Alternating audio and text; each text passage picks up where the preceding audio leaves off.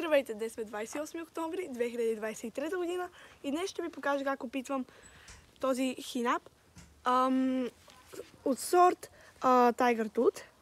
Ето го тук. Има и още един. Ето ще откъснете този, защото ми изглежда по-озрял. Ето го как изглежда. Заедно с Вели, разбира се, която обаче недоволства. И за това ще я пусна. Ето сега ще го опитам.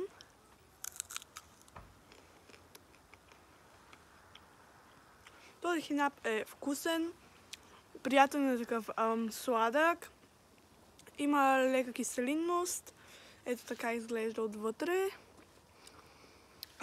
Такъв е твърд, но това за нищо не пречи нито на вкуса, нито на нищо. Така че това бях аз за днес. Довиждане.